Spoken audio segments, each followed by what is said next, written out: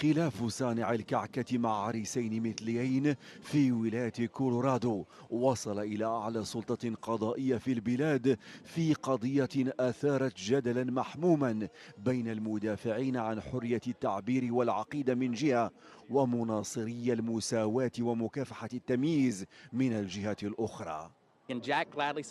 جاك صانع الكعكة يقدم خدماته بكل سرور لأي شخص بغض النظر عن انتمائه أو وضعه، لكنه يرفض فقط أن يجبر على بعث رسائل عندما يصمم كعكة تعبر عن وجهة نظر لا يتفق معها.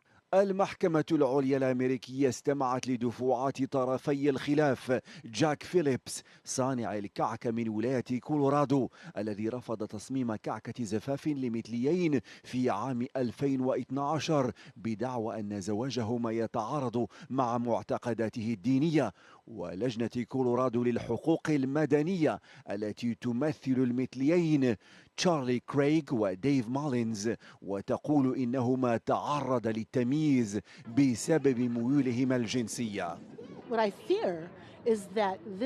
ما أخشاه أن تكون هذه بداية النهاية. أولا، لا كعك للمثليين، ثم ربما لا خدمة لنقل أموات المسلمين ولا فنادق لليهود، أو نجبر أطفال السود مرة أخرى على الذهاب إلى مدارس منفصلة. وتنظر المحكمة فيما إذا كانت حرية التعبير والدين وفقا للدستور الأمريكي تسمح لمصمم الكعكة برفض استخدام إبداعه لإيصال رسالة تتنافى مع مبادئه الدينية.